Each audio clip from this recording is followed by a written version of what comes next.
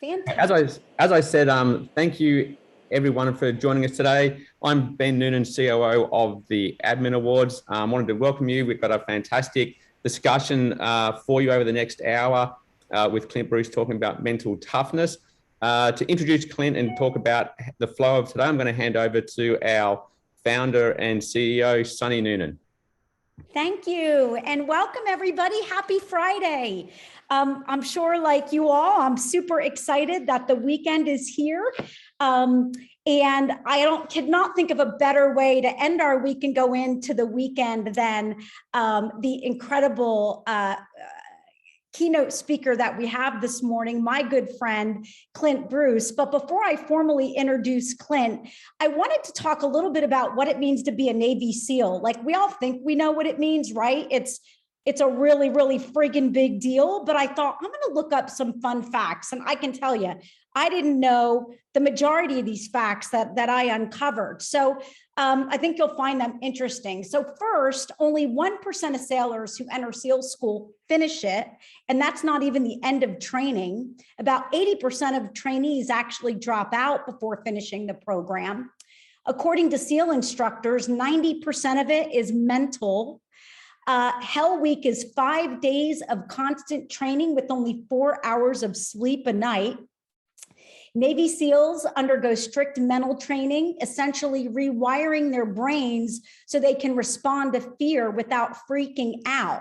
And it's literally a training that alters the way the amygdala processes fear, which we're going to learn a little bit more about today. That's just fascinating, right?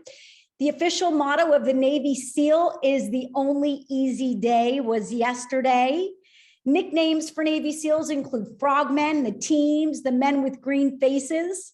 And this is a super fun fact. The runner-up in the first ever Ironman race was Navy SEAL John Dunbar. He even had a good shot at winning the race until his support team ran out of water and started feeding him cans of beer instead. His support team clearly was not a team of administrative professionals, because y'all would never let that happen. So I'll tell you, Clint absolutely is a former Navy SEAL. He is so many additional things as well. I want to read his bio to you. I think when they made Clint, they absolutely broke the mold. Clint is a former Navy SEAL, Naval Academy graduate, college and professional ball player, and an entrepreneur. Clint is one of the most decorated athletes in Annapolis history.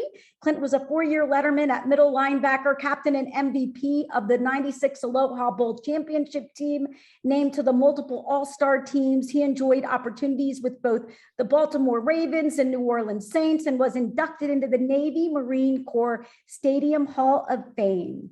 But Clint's desire to serve was deep. He left the NFL to pursue becoming a Navy SEAL, successfully competing BUDS, which stands for Basic Underwater Demolition SEAL Training, in 1998, with Class 217 joining SEAL Team 5. Clint completed multiple deployments pre and post 9/11, directly involved in counterterrorism and national security missions. After leaving the Navy, Clint has founded multiple companies and one foundation. The companies are TRG, Hold Fast, and Windage.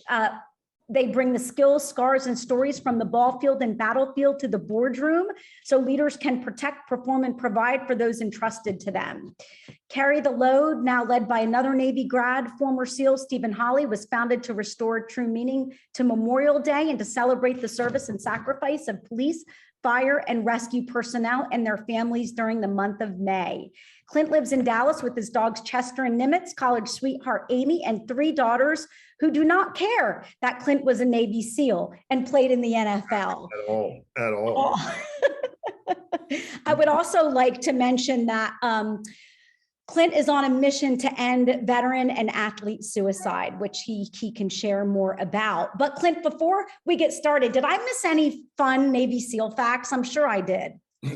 No, I mean, that was good. The one alibi is we get 4 hours of sleep during the whole 5 days. So actually I get 4 hours of sleep a night now. Like but during Hell Week, it's interesting. So you get 4 hours ish starting from Sunday to Friday. And what's interesting is you actually get to the point where you don't want to go to sleep because waking up and getting moving hurts so much. You're just like, I'll just stay awake, man. Like, I'm just going to sit here and count waves, because if I stop moving, getting started moving again is going to be pretty difficult. But no, I sit there and I listen to that bio, and it kind of cracks me up, because I'm like, man, if these people only knew, because that sounds like an impressive guy. And I'm like, well, I'm much more Forrest Gump than anything else. Just kind of this kind of Forrest Gumpian, lean forward and try hard kind of thing. And so it's just, I tell everybody, like, you and I've talked about this, Sonny, like you think that's a talented man's journey, but it's really just kind of a try hard kid's journey. And my gift was not being gifted, because I figured out pretty early that it takes something more than talent to do anything. I mean, the mountain makes all men and women average if you're aiming high enough, and you got to have angles and allies and advantages to do anything that matters. And I call myself the achieving average. And it's a little bit of a play on words. What it means is, like, I'm an average person, but I'm not an average achiever, right? Like, what I mean when I say I'm an achieving average, if you were to aggregate all my gifts and abilities, you'd find me to be like a high C or a low B and just about everything except for looks. I'm a good looking guy. Like, I get it. I know y'all are like, that's a handsome man. I'm like, I know, I was walking out of the office. I was walking out of the house this morning, and I caught a glimpse of myself in the mirror, and I turned and looked at my bride, and I said, hey, babe, I can turn it down, but I can't turn it off. It just is what it is, right? And she laughed too, which was pretty hurtful, honestly. We need to get her on these calls. I didn't think of that. We should have just had her.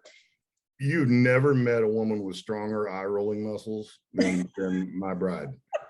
It's between my bride and my mom, whatever those muscles are, they're like, it's amazing. They don't have these, because And your three girls. I mean, they're great. So over you.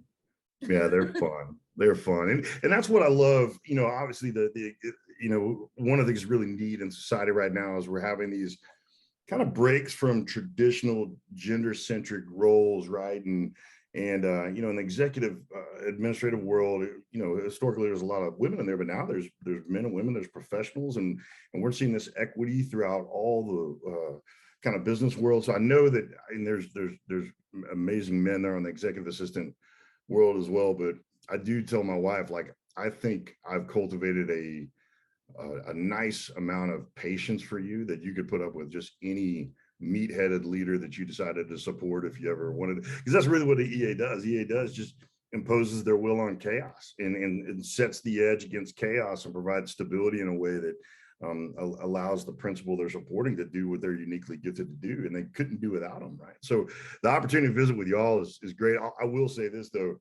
I fear no man, but virtually all women. So this is fairly intimidating. This is a fairly intimidating thing for me right now. You're smart. You're way smarter than you know, Clint. I mean, that statement alone, why? You're very wise. Yeah. So, but I'm excited to be here. It's a real privilege. So you've been, so Clint and I go way back, but before I even created the Admin Awards, and I remember early days, you were just one of my biggest champions in all of this. And can you talk a little bit about why you have always had a heart for admins? I think for me, I've always had an appreciation and a heart for facilitators, for caretakers, for people who are willing to extend themselves and in many ways be content to be invisible throughout that whole process. And what I realized as I migrated from the battlefield to the boardroom is when you professionalize that quality, when you professionalize that virtue, it exists in the body in the position of executive assistant. It's this kind of, that's who embodies it. And you've heard me say this a million times. And when I first started getting into the business world, I started looking at all these executive assistants and I started calling them the money pennies. And one of them finally asked me, like, why do you call me Money Penny? I was like, because listen, every James Bond movie is actually a money penny movie. Because if you pay attention, you go back and look at it, like James, he's never paying attention. He's in M's office. She's telling him, hey, you got to save the world. And he's like, yeah, whatever. He's doodling, right? Then he goes out and he sits on Moneypenny's desk and he's like, hey, what was that? Like, what was I supposed to do? And then Moneypenny tells him, she's like, James, and then all of a sudden he's out there trying to save the world and he's about to die. And then what happens? Phone rings, you know what it is? It's Moneypenny. Moneypenny's like, James, pull your head out of your ass. So it's like, it's just this amazing. So I always look at the executive assistants as the money pennies, and the money pennies make the magic happen. So I've always appreciated these kind of masters of chaos, because I've always been in a fairly chaotic world, and you just see these people that have this like quality, this inherent sense of quality and confidence that through structure and process and discipline, they can mitigate the effects of chaos. And like I said, in the business world, that those virtues manifest themselves in the role of executive assistant. And the funny thing is they don't know, they really don't know how good they are at it, right? No. Like they have, they have no idea how good they are. And I think they just think, well, this is just easy, right? I think it's also the byproduct of the inherent selflessness that comes with the position. By nature, you're selfless. I mean, you're there. I find this with the best caretakers and the most servant-hearted people is they just think everybody else is like that. And I think that's one of the reasons I've had such affection for the EA community is seems so extremely simple to the EAs I know is virtually impossible to me. And I'm like, wait, call someone back? Hold on. Like, which phone? Like Zoom? I can't Zoom over there. And they're like, no, it's Zoom. It's an actual technology. It's like, oh, all right. Like I find that most times in life, most people are selectively brilliant and broadly dumb. And the calculus is find out who's selectively brilliant where you're dumb and just link up next to them, right? And these easy process-oriented tasks, like they confound me. Like I just, so I've always appreciated those who are extraordinary at what I'm horrible at. Can you tell the story about the CIA story? Yeah, so it's fascinating, and it's happened multiple times in multiple organizations, but there was this moment in kind of the national security apparatus where all of a sudden there's like this massive drop in efficiency, and like it was significant enough that other people were noticing it, and the theories were, hey, did we get hacked, hey, did all this other stuff, but what they realized is these amazing executive assistants that had worked in the national security apparatus for 25, 30 years, they all just kind of retired. They'd hit that season of life where there was time for them to kind of enjoy the fruits of their labor and kind of go into retirement. And it was this massive departure of institutional knowledge, just this ability to just get things done. And, every senior leader I know in any national security apparatus, they're very, very good at what they do, but getting those things done is almost a separate task, right? And so you lost this, 100 years of institutional knowledge of just knowing how to get things done, understanding patterns of behavior. Like for me, being in front of the anomaly and ensuring smooth seas, and it was significant enough that it began to really impact operations. And it wasn't like we weren't getting hacked by Russia. It was just you lost this institutional knowledge in moments close enough to each other that the void was felt everywhere. And it was this real appreciation for, man, what has been done because these masters of efficiency were ensuring that it was getting done. And it was like, because it's sort of the nature, right? Like they're invisible. It's just happening. And that's part of the magic, right? I talked to a group yesterday, it was amazing, about 400 in the financial world. There's a role called a CA, a client administrator, and it's effectively an executive assistant with financial certifications. And, I was talking to him, I was like, man, any true professional recognizes the absolute criticality of your role. The problem is, if you're really good at your job, you're invisible. And if you're invisible, the danger is then you get forgotten. Both by yourself, you tend to forget your own significance. And then if, people just assume that everything always works well, right? And it's kind of these things that, I work with law enforcement a lot, and I was talking to this chief one time. He said, Clint, how much crime did y'all prevent today? I'm like, everything that didn't happen. Everything that didn't happen, we stopped it all, right? Because how do you prove a negative, right? And so the EA community prevents so many bad things from happening, that there's risk in a failure to appreciate them by others. But importantly, and you said this a couple times, I think a lot of the EAs, they tend to marginalize and minimize their significance in an organization. And all you got to do to learn that is ask the principal you're supporting is like, hey, could you do this without me? And any honest one will tell you no, without question, no. No, that's so true. So the topic of mental toughness, I think obviously this is a topic that resonates with everyone, but especially administrative professionals coming out of, oh God, I wish we had you 2 years ago when we were going into all this. In fact, we were world went virtual, when the world became that much more dependent on administrative excellence. Yes, exactly.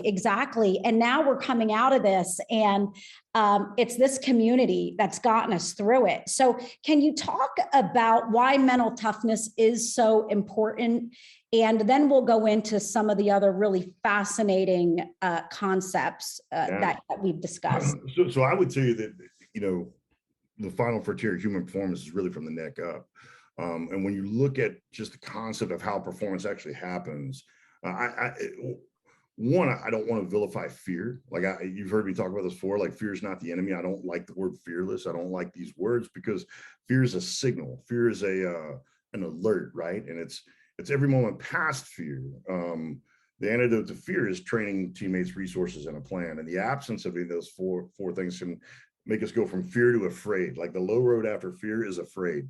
And I don't like afraid. Like that's the word. My daughters know, they've never heard me say I wanted to be fearless. I don't want to suppress their fear. I just don't want them to be afraid. I want them to be unafraid. I want them to be unscared, right? When we look at this kind of whole nature of performance, and one of the reasons they say this in the SEAL teams is 90% of it is from the neck up. One, there's some kind of ethos and virtues associated with that, but two, it's just a recognition of physiology. You've heard me say this, there's really kind of 4 performance systems in the human machine, right? The body, the brain, the mind, and the soul, the spirit, whichever one you want to call it. And for the purpose of this conversation, I'm a very visual person. Let's look at the body and the brain. The body is the car, the brain is the steering wheel, the mind is the driver, and the soul or the spirit is like this inherent desire to go here, like this cardinal north, like this inherent transcendent sense of direction that you want to take yourself. And when you begin to understand fear from a physiological perspective, and you recognize that the body and the brain are simply machines, I mean, that's fundamentally all they are is machines, you begin to understand how to use the machine. So once you understand the machine, you know how to care for the machine, you know how to manage the machine. And so mental toughness is the practice of kind of optimizing all those systems for the moment where one's stronger than the other, right? Like, hey, it's mind over matter. Okay, people say it all the time, mind over matter. What does that actually mean? Okay, well, your mind has the ability to tell the body and the brain what to do for periods of time, right? And so for me, mental toughness is this ever increasing ability to navigate chaos using every system made available to me, as a human being. Can you talk about, you talked a little bit about sleep earlier. Can you talk about sleep? Yeah, I'll give you a great example. So again, body, brain, mind, soul. When you look at the body and brain, these are fundamentally machines, right? So I have this presentation. One of the questions I get asked most often, I have this presentation called Pursuing Elite, and I've given it, I don't know, probably 2,000 times all across the United States to NFL teams, college teams, businesses. And basically what I say in Pursuing Elite is this: at the end of the day, there's really just 5 outcomes to any endeavor. Like, so there's 4 maps that matter most to me: the ball field, the battlefield, the boardroom, and the breakfast table. Those are the maps I've kind of lived on. And one of the questions I get asked most often is like, hey, Clint, what's your favorite gun? And I go, you ask me what my favorite gun is or what my favorite weapon is? And they go, it's the same thing. I'm like, it's not the same thing at all. A gun is a tool. A weapon is what I use to win. So my favorite weapon is a map. So if I've got a map, I've got everything. I know where the bad guy will hide. I know where I can get in. I know what to bring with me and what to leave. And maps for me are just this really powerful visual for how do we lead our lives. And the thing why a map is so important to me is if you got a map, the worst you'll ever be is wrong, but you won't be lost. And wrong and lost are different. Those are different animals. I've been wrong and I've been lost. I hate them both, but I'll take wrong over lost anytime. And again, this is where I come back to my my affection for EAs are the folks, they're like these guides. They're like the ones who maintain awareness of the map. And hey, you said you wanted to get to X, so we need to go do this. They're like guides. They're like, you look at Sacagawea with Lewis and Clark, and just these talented people that are able to navigate terrains of difficulty. So for me, the ball field, the ball field and the battlefield were literal for me at some point in time. But now the ball fields take care of myself mentally and physically. The battlefield is protect those who've been entrusted me. The boardroom is provide for those who've entrusted me. And the breakfast table is the most important, which is be part of a family that loves me and that matters to others, right? And all of life is about having X's on those maps worth going to and people worth going with, right? And so when I talk about pursuing elite, what I say is when we try something, we can distill whatever just happened in a 1 of 5 outcomes. It was bad, it was average, it was good, it was excellent, or it was elite. Like that's just what it was, right? And we want to understand outcomes because it tells us what to do next. Whatever we just tried, are we going to push, are we going to pause, or are we going to pivot? Like if it was good, let's push, let's keep going, right? Are we going to pause? Hey, hold on, we're still trying to figure it out, right? Or we're going to pivot, like, hey, whatever we do, let's not do that again. Like that hurt, right? And so as leaders, which everyone is, a half second on this, I define leading maybe differently than other people. I look at leading as a verb, like it's an action. If you're leading, you're a leader. If you're driving, you're a driver. If you're swimming, you're a swimmer. If you're diving, you're a diver. We're defined by our actions. I define leading as being looked to in a particular moment to make a decision or perform an action based on your unique gifts and abilities. And by that definition, everybody's a leader, right? Everybody's a leader. And I would tell you, just if we step back and look at it, I promise you, if I talk to the CEOs of every one of the companies that are represented right here, the CEO would unflinchingly say the fate of the company rested on my EA's desk probably 40 or 50 times this week. The ability to manage that bridge from idea to execution, like it goes through that critical funnel. So, and the reason I say that is sometimes people associate leadership with rank or role, but leading is a verb. And all rank or role really described is how many people are hoping you get it right when it's your turn to wear the weight, right? But we're all leaders. Like we're in Texas right now, and football is king. Everybody thinks the quarterback's the leader. Quarterback's the leader. Listen, the quarterback's not the leader. The quarterback's the leader when they call a play and when they call a hut. But until they call hut, they're just a man with their hand awkwardly under another man's butt. It's weird. It's a weird deal, honestly. Like that's why I played linebacker. I'm like, I'm not doing that. Like I'm not putting my hands under there. I know him. That's a dirty guy. Like I'd invented the shotgun. I'm like, just throw it back to me. I'm not. And then the quarterback's the leader until they throw the ball or make the handoff. And then some of the leadership is this fluid crown that moves along the continuum of a mission. And if EA sat back and really truly understood how often the weight of leadership sits on their desk and is entrusted to them by everybody on their desk, you couldn't help but be more confident about who you are and your criticality to the organization. So having said all that, there's these 5 outcomes: bad, average, good, excellent, and elite, right? And what I believe is if it's our passion or our profession, we should only allow outcomes between excellent and elite from ourselves and others. Like if it's my passion or profession, the only thing I'm willing to accept from myself and others is outcomes between excellent and elite. So what's the difference? Well, for me, the difference is excellence is quantifiable. It's measurable. You can put it on a chart, you can map it. And elite is this kind of gravitational pull that makes you want to see what else you can do. It's like once you get to the X, there's this person that just kind of sees this miscovered ridge line and goes, hey, what's that? Like they get restless when others are resting. They reload instead of relax.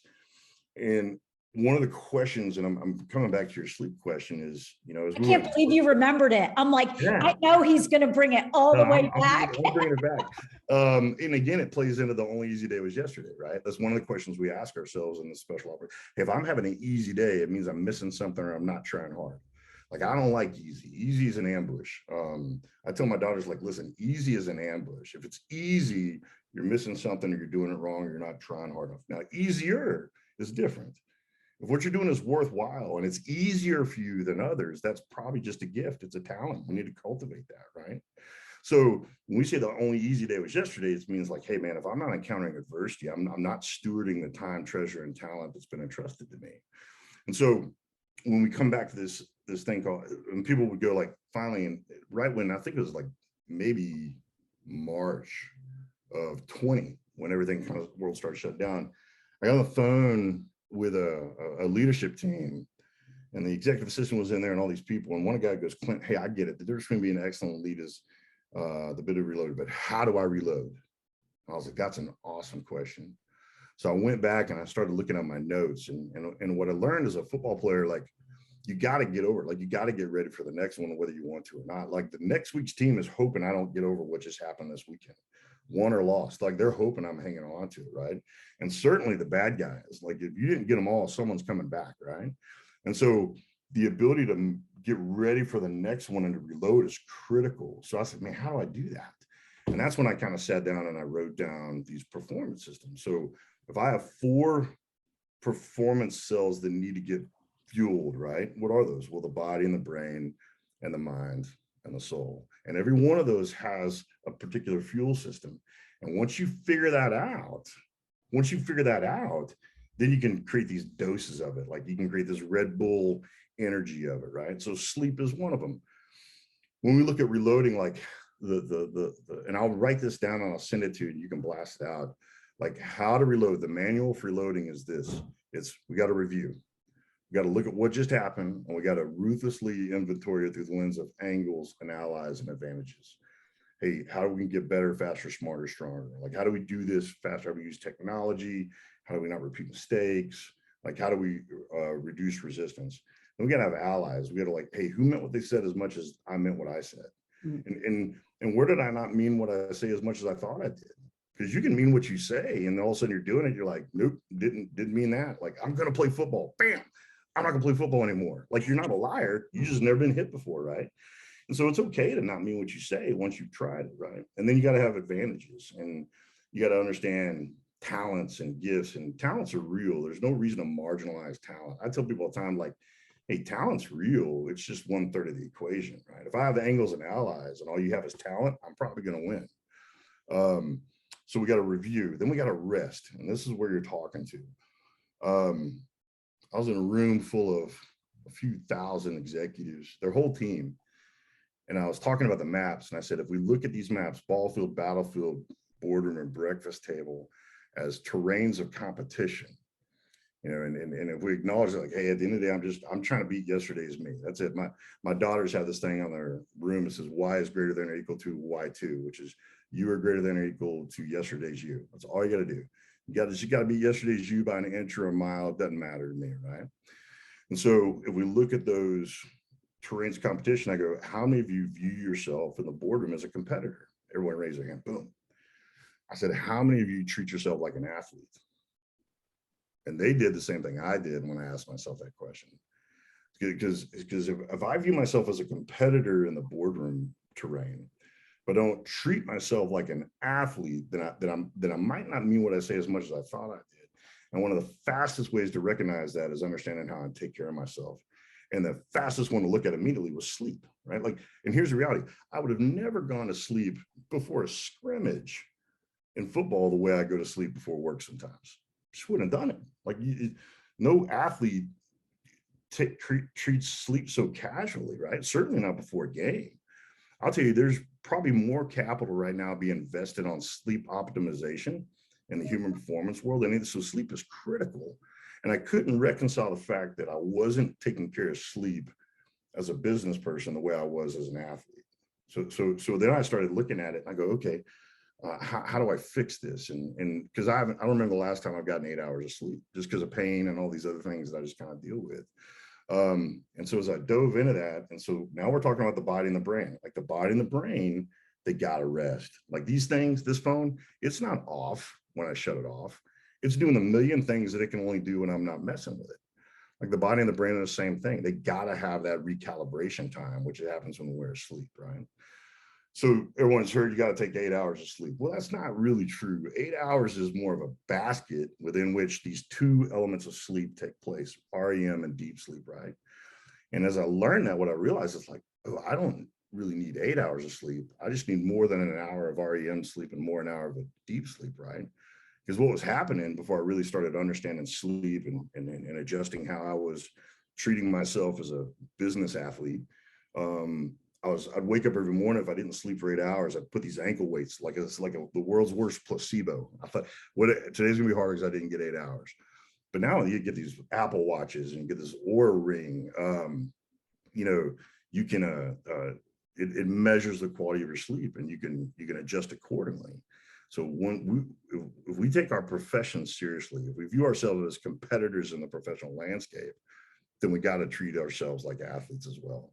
And sleep is one of the ways where you get the body and the brain, you treat them like you would, right? So for me, that's, you treat the body and the brain. The mind's got to decide that the body and the brain need to recalibrate, and they can only recalibrate when we're sleeping. And then we got to make sleep a priority, right? Super long answer to your relatively short. No, it's great, because I can't tell you how many times I will literally wake up and count on my fingers. How many hours did I get of sleep?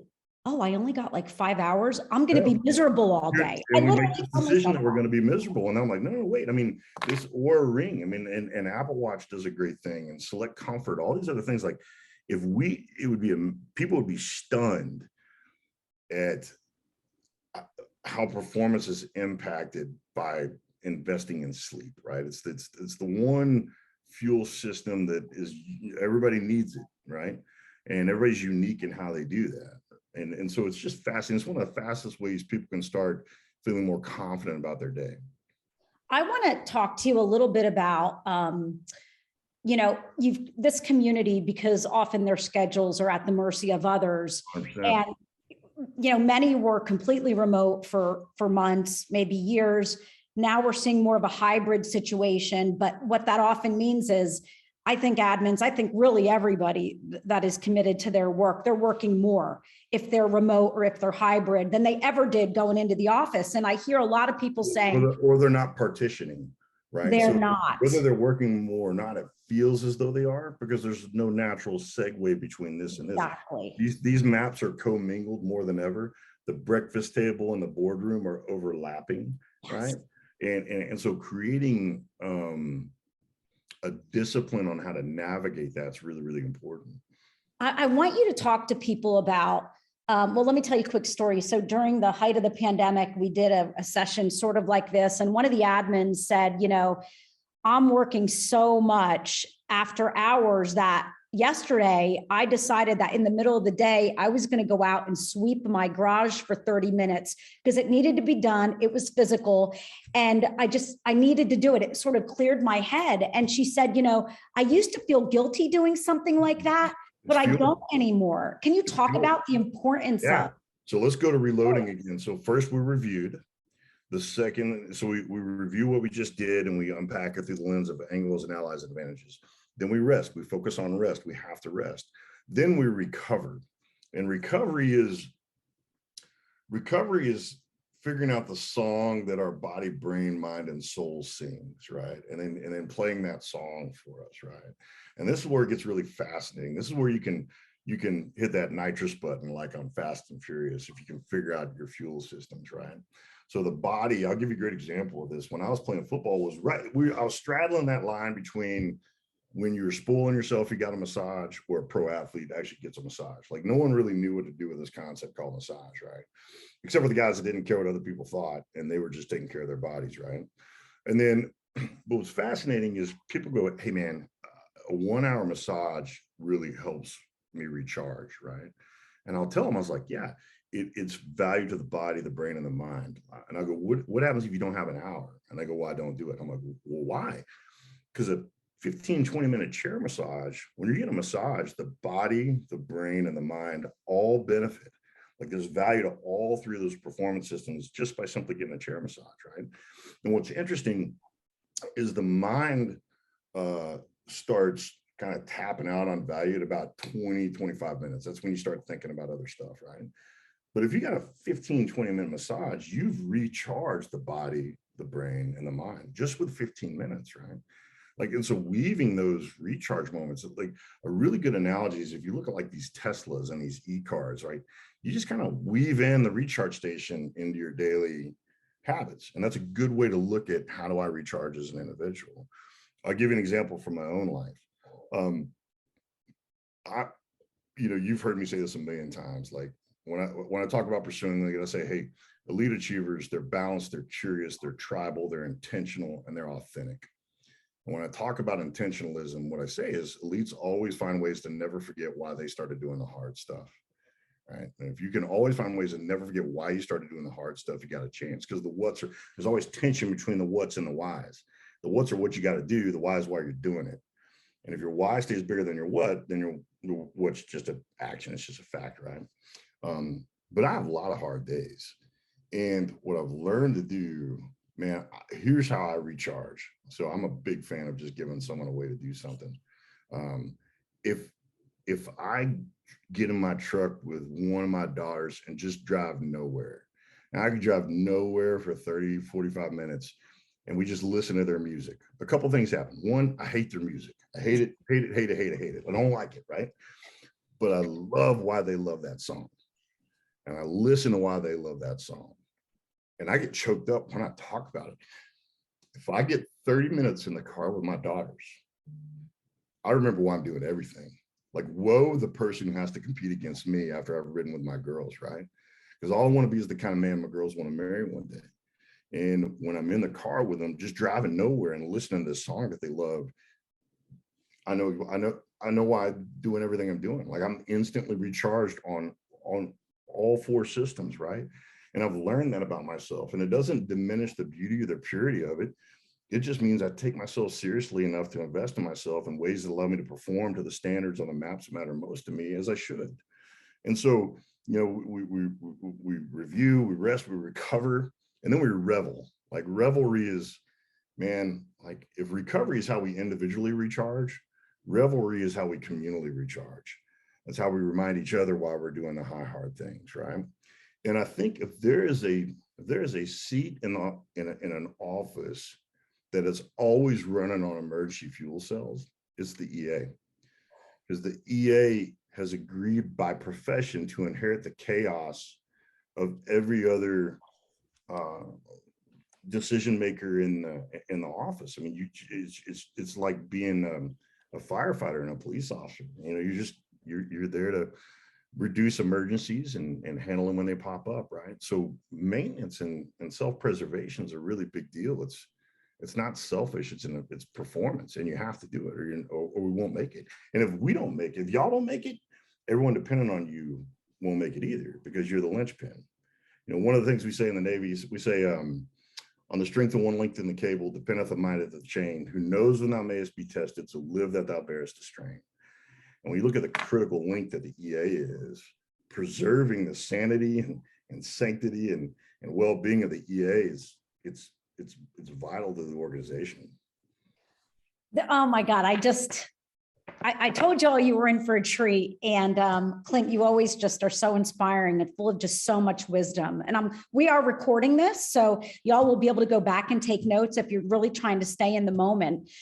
We asked our audience to give us questions for you, and we have some really provocative ones. So in the spirit of being really in service to our community that's here today, I'd like to run some of these by you, because this is real stuff. I'm happy to come back on. Like, this is a demographic that I will always jump on for. Your bosses, maybe not, if I like them, like whatever, right? But y'all, I mean, if we want to do this again because you ran out of time, that would be a huge blessing to me. Oh, it would be our absolute honor. We will absolutely take you up on it. Okay, so one of the questions is, what can I do to lessen the jolt that I feel when a mistake I make is met with a condescending tone? Okay, you have to give me a second to process the anger that I just felt when I heard that you get a condescending tone, right? So I've had to learn to do that too. I've had to learn to, one, I'm gonna make mistakes because I'm human. It's just gonna happen. And then two, I've learned to give the benefit of the doubt to the person who's talking to me. It's like there's Adam Sandler had this, I don't want to say it's a great movie, it's a good movie. There's a movie called Big Daddy, and it came out in the late 90s. Remember that, where he, adopted the 2 kids, and there's a scene where this guy's going along, he's just yelling, he goes, "It's okay, you're not mad at me, you're mad at your father." And it's just like, so I know that a percentage of that Snyder mark, or percentage of that comment, is, I'm inheriting some of that for something else. But also I tend to play a long game. And my deal is like, hey, there's gonna be a point in time where you recognize I'm indispensable to your operations, and you've been less than a gentleman, and you're gonna want to apologize, and you're gonna want to own that. So I think the best thing an athlete ever has is a short-term memory and a mission and front sight focus. So forgetfulness and front sight focus. Like, I tend to forget the slights, and I tend to focus on a mission. Genesis 50:20 says, what man intended for evil, God will use for good. So I just chalk that up. I'm like, hey, you're gonna have to own that one day. But I've learned to just endure that and trust that it'll be reconciled over time. And it's got so much less to do with the person it's being directed at, and so much more to do with the person delivering it, don't you think? Yeah. I also do think there's a point in time where you're well within rights to call people out on stuff. I think bullies will bully till they know they can't anymore. And when you're a critically valued person, there's a point in time when you can say this and no further, because if you're skilled, someone's always going to want to work with you. You can always find a boss that appreciates you. I promise you that. 1,000%. Yeah, 1,000%. I love that.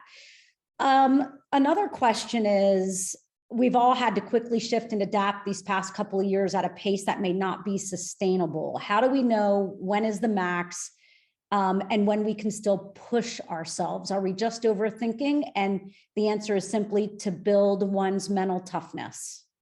So I actually put, that's why I'm a fan of using the maps. Like, I literally use the maps. Like, I try to plan, hey, I'm gonna do this much for this long. And then once I've done this much for this long, I don't do it. I move to the next thing. I'll give you an example of how I try to do this. You could make an argument that the most effective any of us ever were in our entire lives was when we were in high school. If you look at by lunch, we'd go through 4 different subjects. We'd amass information and perform across those subjects before lunch, right? And what we did on a daily basis as far as gaining information and acting on objectives was really kind of stunning. And it's because the brain is built to sequence. Like, the worst thing we can do is stay on something for too long. And when we build these rotations in, and so I built this rotation for myself, and everybody's got a little bit of a different sequence. There's a study, and I'll find it, but it was done out in California, and it was, hey, when should we rotate lifeguards? Like, when does peak, when does awareness and vigilance begin to degrade, right? And it was typically somewhere between 17 and 22 minutes is where the lifeguard, the law of diminishing returns sets in on the lifeguard's ability to pay attention to what's in front of them. So then they will rotate, right? So when we take that mentality and we go, okay, how long should I focus on this task before the law of diminishing returns sets in, and I should move on to the next one, right? So I created this 30. So for me, it's like somewhere between 23, and I'm always messing with it. I mess with it every week, but somewhere between 20 and 25 minutes, I'm focused on one thing. And then at 25 minutes, I go to the next thing. And then at 25 minutes, I go to the next thing. And then the 4th one, I always get up, walk around, return phone calls, return text, all the things that I'm mad at myself for not doing for my relationships. By the end of the day, I put those on the 4th round, right? But what I found is, one, it keeps fatigue from setting in when I rotate through tasks, right? 2, the quality of those tasks typically goes up, So if I'm writing something, I can put an hour towards it in 3 20-minute sessions. And those 3 20-minute sessions will probably be better than if I sat down and tried to write for an hour, right? That's just the way the brain works. And so for me, part of preventing burnout is pacing and rotation. And we look at, like, if you really look at what we were all able to do in high school, like the amount of knowledge we gained and retained and actioned on a calendar day, it's pretty stunning. And going back to, like, the brain's not the limitation, but the pacing and the progression is where we can create a lot of endurance. No doubt, no doubt.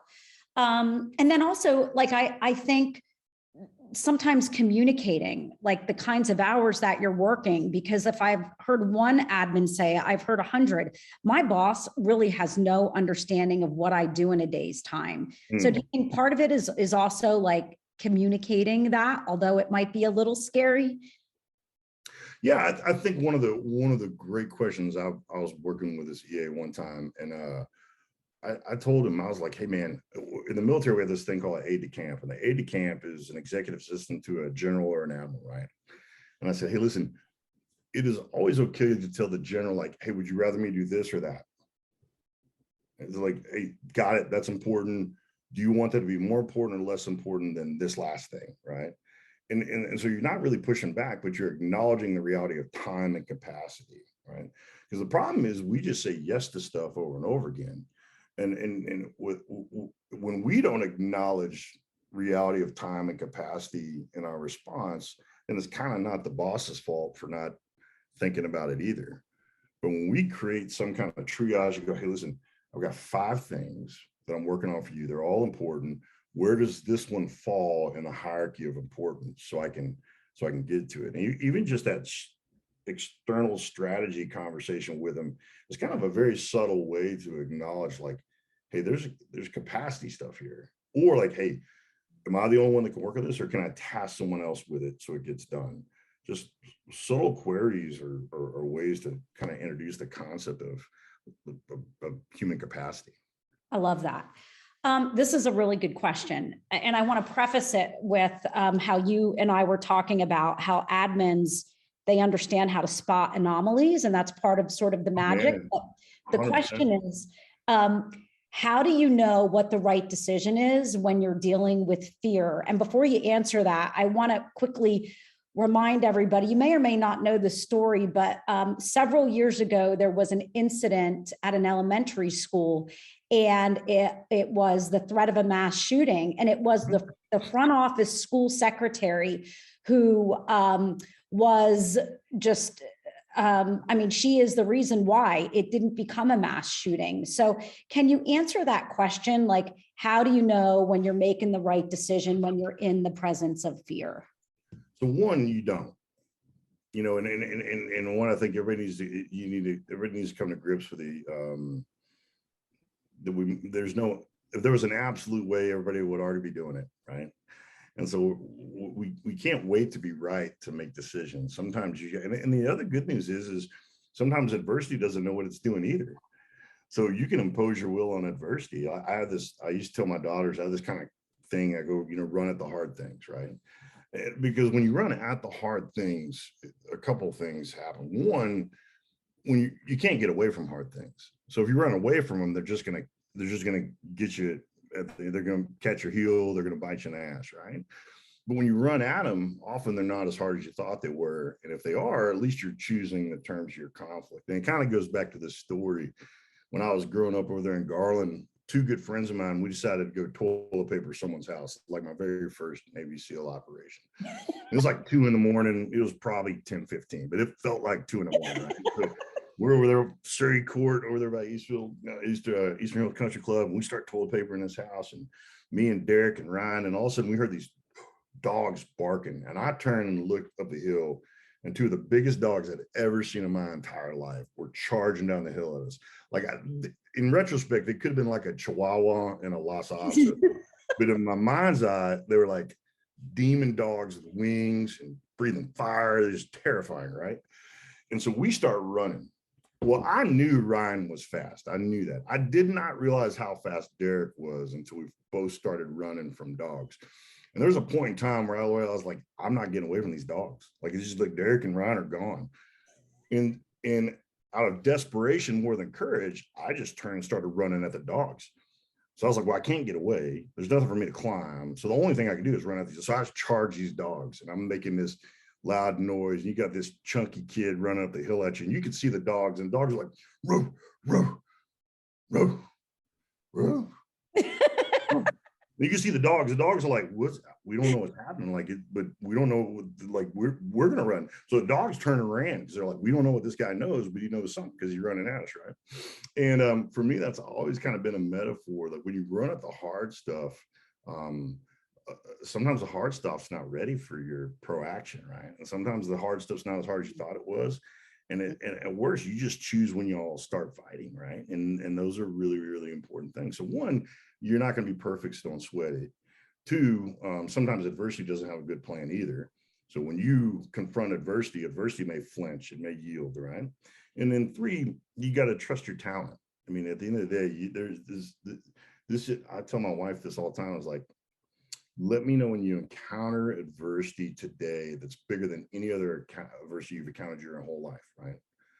Because if it's not, then you know, hey, I've encountered something like this before. Like when you trust that you've overcome something like this before, it kind of girds you for the strength of that decision, right? Like very rarely will any of you encounter a problem that is that different than one you've already solved 1,000 times. But in the moment, it feels like it. So one, you're not gonna be perfect. Don't worry about it. Two, trust your talent.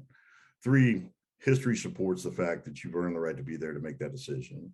And then four, like adversity doesn't have a plan either, right? So, one of you is throwing down the gauntlet, and sometimes adversity flinches.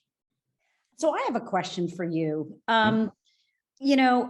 A lot of times I have this feeling that this should be easier. Like there are things that I do as a creative entrepreneur of average intelligence, didn't come from money. There is no blue blood in my family. Much of what I've done, I've never done before, and I'm having to learn it as I go. And I always have this feeling that if only I were smarter, if only I had a better technical brain, if only I had more experience, if only I had a dad that was a CEO that ran a company instead of my dad that was the electrician who couldn't teach me much about business. As you mentioned earlier, and I'd like you to dive into it a little bit, because I do think this community, because it is this sort of community of servant leaders, I think we could find ourselves sort of thinking that things aren't going the way that we want them to for reasons that are not really legit, and more what you talked about earlier, which is you're doing really difficult things and these things should be hard. Can you talk more about so here's that? the deal, like y'all make hard things look simple and then you start believing that it's simple. It's not. Hard things made to look simple are still hard, right? And one of the things I'll tell you all, there's kind of two things I tell my daughters. One, comparison is the thief of joy. And it's a great quote I didn't come up with, but comparison is the thief of joy. And the second thing is, if you're going to compare anything, compare everything, right? So if you're going to compare that car, compare the loveless marriage, right? Like if we when we're measuring ourselves against somebody, if we measured all of us against all that, most of the time we'd be pretty good where we are. Like, hey, I wouldn't trade this for that. But I'd say, hey, comparison is a thief of joy, and comparison is really that thing that makes you think you should have done it easier, better. Other people can do it better, faster. Well, not really. I mean, how much do you know about these other people, right? It's like, most of life, the comparison I would say is we see everybody's movie. We don't see how the movie was made. And there's probably 500 hours to every hour that we see on a movie screen. There's 500 hours behind that. And so when we look at this movie and we recognize that there's probably 100x behind that, then we go like, man, do I really want that in order to produce that, right? But I'd encourage you with like these two sidelines. Comparison is the thief of joy. And if we're going to compare anything, compare everything. What we'll find is it's not that we're settled. It's not that we're done. It's not that we don't want to get better. We just begin to recognize that it's you versus yesterday's you. And that's really all it comes down to. You versus yesterday's you. So true.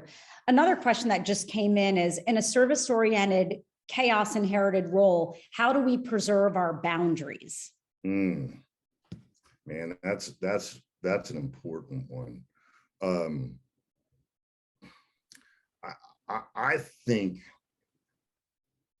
in order to do that, you have to know them yourself. Like, I mean, the reality is, I like saying yes more than I like saying no. That's just my nature, right? But if I haven't created boundaries for myself with myself, how can I then impose them on anybody else? right? So when I bring out these maps that matter, and all a map is boundaries. And no more than, no less than, no further than, no sooner than, right? That's all a map is boundaries, right? And when I create structure and boundaries for myself, how I'm going to live my life, the decisions I'm going to make, the places I will won't go, the things I will won't do. Like once I have my own boundaries set as far as how I lead my own life, then it becomes easier to have others respect those boundaries as well, right? But again, I think a lot of us would be really surprised at how little guidance we've given ourselves on how to treat ourselves. Well, and this is a community that's heralded for answering late night calls and doing work on weekends. And, I think part of that is they're dealing with executives that are leading, global companies, different time zones. That's probably one of the biggest things that's in y'all's world is, everything's a global organization. Even if the company's not global, the supply chain is. Right. So there's and it's managing that and setting expectations. I'll give you an example of how I did this with another executive. I asked him, I said, hey, do you have an open door policy? And he's like, yes. I'm like, and you mean it, don't you? He's like, yes. I'm like, it doesn't work, does it? He's like, no. I said, here's why open door policies don't work. I said, and without going too far into why they didn't work, I said, here's the deal. I want you to change your open door policy to this. If it's a family issue, my door is open. If it's a professional issue, my open door policy is from 11 to 1 on Tuesday and 11 to 1 on Thursday. And I said, here's the deal. You've got to be approachable, accessible, and available. You got to look bored. You can't look busy, right? If you want people to come and talk to you, what's going to happen is people are going to begin to self-pace their questions and know when they can and can't talk to you. You got these certain people that believe you when you say open door policy, and the minute it hits their head, they hit your office, right? And what they're going to do is like, I'll ask tomorrow, right? But when you're where you said you're going to be available, then you have these other people that are like, yeah, she's sitting there and this is open door time. It's like remember back in college or high school, we had professors with office hours. And we'd walk by, and if your professor looked busy, you weren't going to go in there and ask him something or her something. And your professor looked like they were sitting there waiting to talk to you. But that's an example of creating structure that allows you to mean what you say, but in a way that is sustainable and allows you to get all the other things done. Love that. This is a good one. How do I work with a boss who thinks women are not as smart as men? Let me meet him. Fast conversation, just really, really quick conversation. I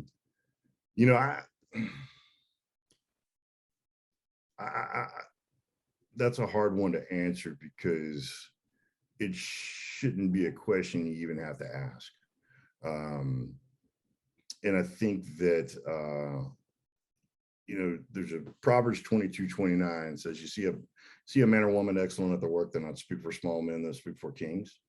So my deal is like, when you're just so good over and over again, your consistency and your actions just say more than any rebuttal ever could.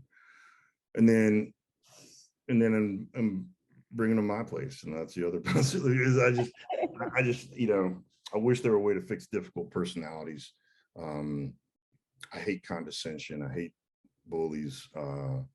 But performance is typically, enduring performance is the cure to most ills.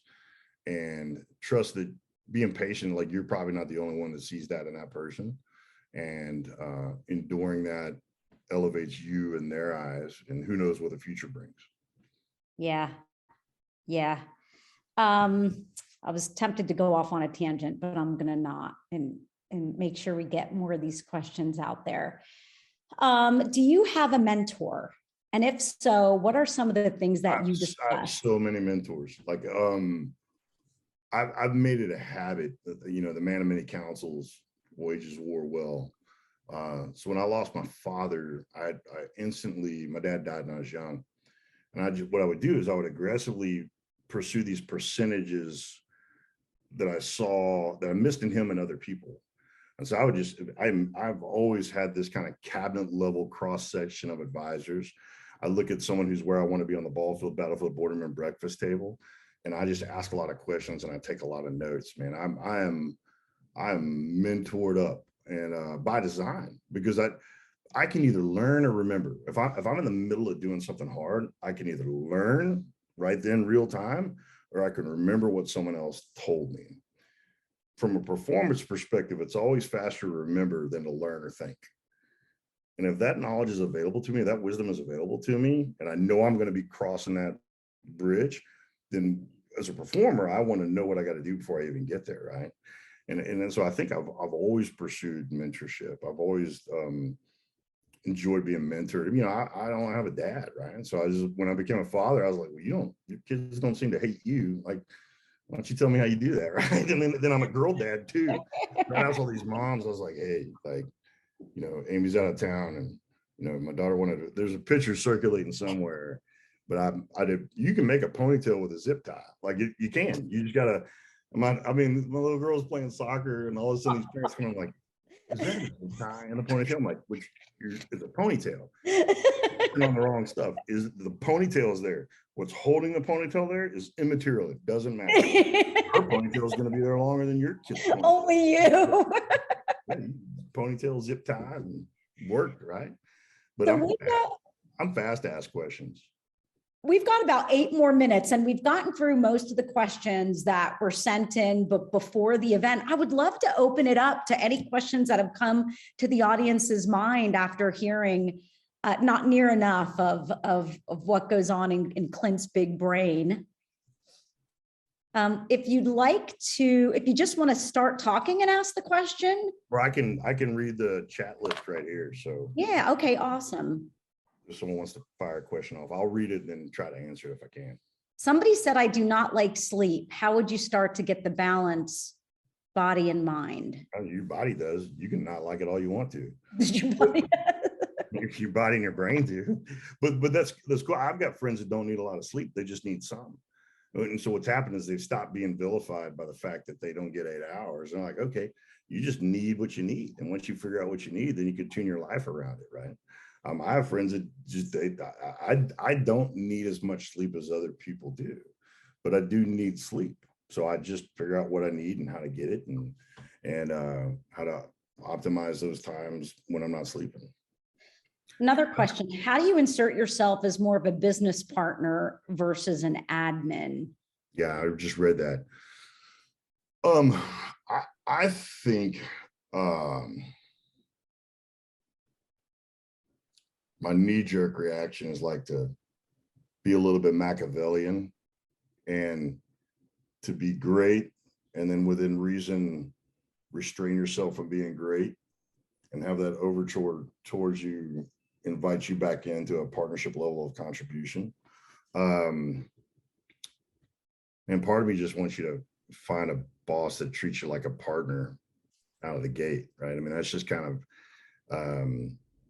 I don't know the best way to answer that question other than to be so good they realize at some point they can't do it without you. I love that. We actually did a roundtable on the power of the strategic partnership. If you go to Admin Awards Backbone blog, you'll see that event, and you can actually rewatch the recording, but we did a real deep dive into it. But Clint, to your sort of gut reaction to that was spot on. Like, you've got to have a leader that sees that you have the ability to serve them in that way now, or incredible potential. And one of the things that I learned on that was, if you're not getting the little things right and nailing the little things down, like, just because you're wanting to operate as a strategic partner doesn't mean you no longer have to do all the things that pay the entrance fee to being an outstanding admin, right? So mastery of the basic things for sure. This is really important. How can I convince my executive to communicate with me weekly in person and not just by email? So that is something that we hear all the time. And I know Jackie Ludwig, who runs Lumini, is shaking her head. Part of their program is you have to agree to 30-minute meetings with your admin every week, but people don't want to do it. Is that not? I would tell you that that's absolutely critical. And one of the things I heard a really great admiral acknowledge one time, that there's conversations that, and he would say, hey, so when you're doing, y'all don't do this, but if you're interrogating someone, there's 2 conversations going on. One, there's the verbal one, and then 2, there's the body language one. And I am increasing intensity. I'm moving things up and down the hierarchy list based on how that verbiage is coupled with body language. And one thing I say is like, hey, it's impossible for me to really understand everything you don't know how to say unless we're in the room with each other. And when I learn your body language and when I understand posture and intensity, and one, there's no context to email in the first place. And so you can't interpret, like, one of the things I'd say is like, hey, do you believe that some productivity is a byproduct of interpretation and context? And most people say yes. I'm like, okay, well, emails offer none of that. We have no real interpretation, and we have no additional context when we restrain our conversations to simply email.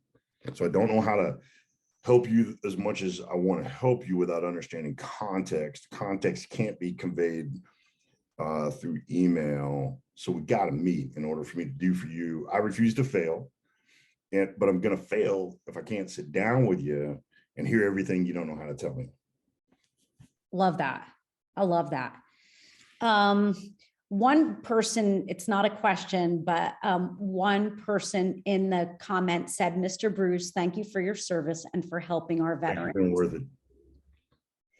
Can you just talk a little bit about your mission around suicide prevention? I think it's a really important. Yeah. I would tell you that the athlete and veteran experience is no different than anybody else's human experience. Where I will tell you the veteran and athlete experience is different is the intensity with which you go through. Listen, everybody's had to change who they thought they wanted to be. Like, we all have this version of who we said we wanted to be, right? And then there's some moment in our life, whether it's in 5th grade, 11th grade, whatever, where reality just confronts us with what we're going to be. And this isn't about getting up in your dreams. This is about reality, right? What happens to veterans and athletes is we have to become someone else in our 30s, in our 40s, like and so that reinvention process occurs later and with less margin a lot of times. So I'm having to reinvent myself at 32 for the first time in my entire life with a wife and a child. And so the margin isn't there as much, right? And as it relates to the veteran and athlete experience, because I was fortunate, I kind of had both, is, this place down here where I am, we call it the high ground. And I tell guys all the time, is like, hey, you don't miss the battlefield. They're like, yeah, I do. I'm like, no, there's parts of the battlefield you miss. But what you miss is being on the high ground. You miss being on the high ground because the high ground is a hard place to get to. And you're surrounded by other people who are willing to do the hard things. And the problem is you don't know where the high ground is on the boardroom map and how to get there. And that makes you feel lost. So one, we got to build you a map.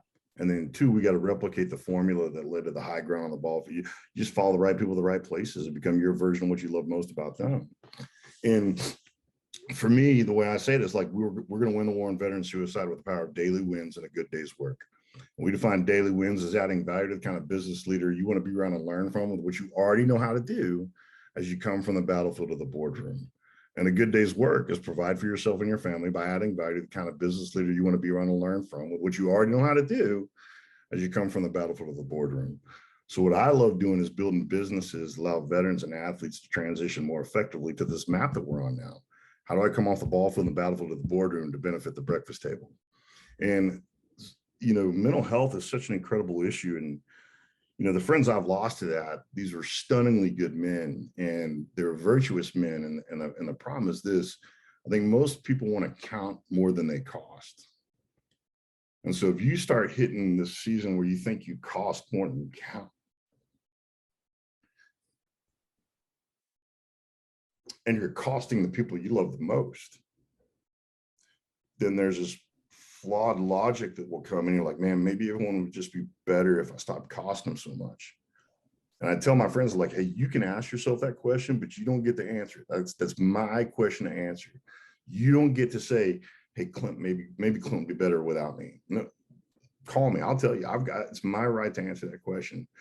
And so what I've tried to do is build businesses that allow veterans to encounter men and women worth following and worth learning from and adding value. And like, we understand the meritocracy. The C-level leader of a company is intimidating till you're in the shoot house. Then all of a sudden the C-level leader is like, hey man, what do I do? I'm like, got you, don't worry about it. And all of a sudden this equilibrium sets in between you and him or you and her. And you start realizing, like, they're just people. And if they're just people and they manage to get there, I'm just a person, maybe I can get there too. And so stacking daily wins and a good day's work is how we're going to win the war on veteran suicide. Wherever we have business, and what I've tried to do is when you get done on Friday, what do you do on Monday to help you know that you're still a winner, right? Love Because that. the business world is hard. Like I've never done anything that took so long to figure out if you were right or wrong than the business. The boardroom is such slow feedback. And when you look at the ball field and the battlefield, that's like flying map of the earth, like you're contouring along trees. And all of a sudden you get in the boardroom, it's like flying into a fog bank. Oh, that's so And fascinating. once you have an instrument panel, you feel lost, right? And so like for me, I had to create this system for myself. You know, the way I say it is there's a difference between being here and home. Here's geography. Home is knowing why we're here. That's why so many of us can feel more at home over there, because our people and our passion, our purpose line up. And all of a sudden I'm here, and you know, my wife and my girls deserve a daddy who's home, and I got to figure out how to do that. And I remember, you know, in the context of maps, I was like, all right, hostage rescue, like I'm here, that's home. How do I get through that door? Well, we blow it up. C4. C4 is incredible. I love C4. You can cook with it. You can blow things up. It's great. But C4 for me became an acrostic. And what it stood for is career, compete, contribute, and have a catalyst. Because what I realized is until I was in my early 30s, my career was competing against other athletes, against the nation's enemies, right? My career was contribution, was a form of service. And the expectation every day was that I get better. I'm around people that are going to leave me alone if I don't get better. And all of a sudden I was burdening my work with providing the satisfaction that only all three of those things could, all four of those things. So I split them up. And I've got years of books where it's just CCCC, you know, career, compete, contribute. That was my daily checklist. Did I do my job? Did I show up? It wasn't even letter grades because I'm either too generous or too harsh. So did I go to work? One. Did I compete in something or train to get ready for something that I was going to compete in? One. Did I help someone that can't help me in any way? One. Check. You know, did I get better? And you know, I would measure the value of that day on whether or not I went to work, I trained or competed, I helped somebody, and I got better, right? And because I had to have this instrument panel to help me know that I wasn't lost, because I felt lost every day for years. Wow. Because, you know, as a football player, hey, every 25 seconds, you know that you added value. Like, you know, and then you go to the sidelines and, you know, the coach tells you, and you go to halftime and your coordinator tells you, and in the game, you know, right? And certainly, and so you don't have to wait very long to understand your value proposition to yourself and others on the ball field and the battlefield. But boy, the boardroom, one, we got to learn a new language. Two, we got to learn patience. And it's a physiological thing. You know, I'm heavily involved with the Center for Brain Health and Brain Performance Institute over there at University of Texas, Dallas. It's premier. It's unbelievable, right? And what I realized is my brain was wired to push out maximum effort and then receive feedback on that effort. The most I'd ever had to wait was maybe 4 or 5 days. Wow. Effort to feedback. And business is not like that. And so I had to create this, I had to fill the vacuum with something productive, because vacuums will not last. Like it'll get filled with something. You can fill it with drinking, it'll get filled with some vice. I mean, something's going to fill that vacuum. So I had to learn how to fill it with my own processes and I tell you, it was really this, again, another reason I think the EAs I would run into when I first started my businesses, I think that you just sense this kind of like weariness.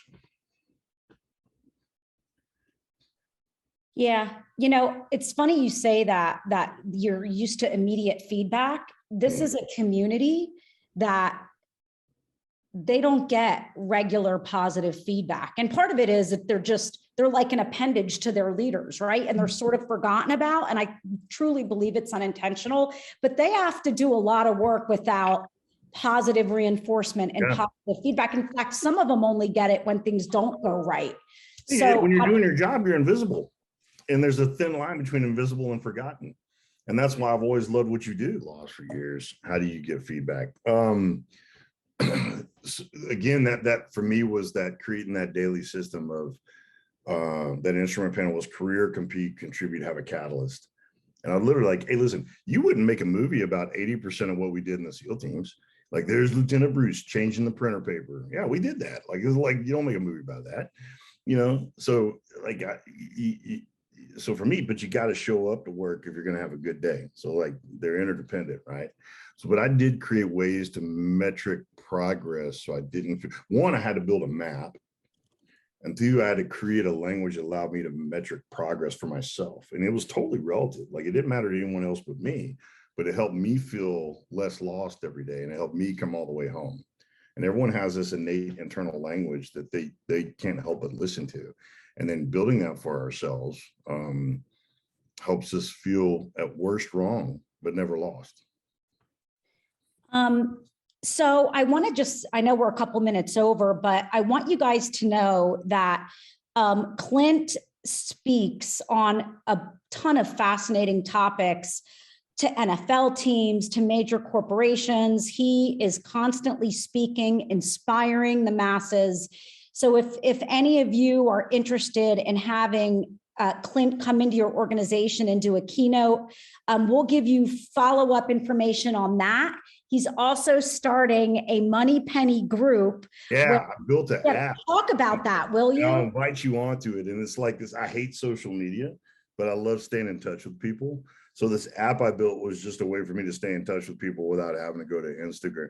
Like I didn't even know, I told my daughters like, hey, my Instaface isn't working. They're like, there's no such thing as Instaface. Like, just give us your, so I started this app. I'd love to invite y'all onto it. I think I can do this. I will plug a link into the chats and then y'all come into that thing and it's just ask questions, anything I can do to be helpful to you. Let me know. And I would love to be a resource for y'all. However, I just know as a guy who's kind of been James Bond, I guess, I know that we're nothing without Moneypenny. So. Well, this was just such a jolt of inspiration that I think we all needed. And what we'll do, y'all, in the follow-up, we'll ask you what other topics you might like Clint to speak to in the future so that we can have more of this time with Clint. No, I don't have a Moneypenny. I need. Yes, that's like, right. I need it. If anybody knows anybody doing like fractionally, or if like four of y'all want to come alongside and like, let's help a big dumb animal, because I might need more than one. But yeah, I was telling Sonny this. I was like, man, I need a Moneypenny because, you know, it's just, yeah, I'm overwhelmed and I hate it when I let people down. And I know what I'm not, and I know how desperately, that's part of the reason I love Moneypenny so much, is because I am chaos embodied. so yeah. You do. So we'll also include a link if you're interested in possibly helping Clint tame his chaos part-time. God, what an honor that would be, right? Such important Until you're work. doing it, then you're like, he really is dumb. He's not, that's not self-deprecating at all. Like, he's just being honest. Yeah. You're crazy. You're so crazy. Well, Clint, listen, I can't thank you enough for doing this. We love you. We thank you for your service, not only while you were active duty, but also maybe your most important work is what you're doing now. I know you're saving lives. And also, y'all, we still have veterans that need jobs. I know Clint is an expert on that topic. If any of your organizations want to get better at that. Yeah, but yeah, find me on LinkedIn. LinkedIn's the only social media I've somewhat understood. And then I just post up there in the chat the link to the app. So let me know how I can help you. And Sonny, let's do this again. For sure. All right. Thanks, y'all. Have a great weekend. Thank you, Clint. You bet.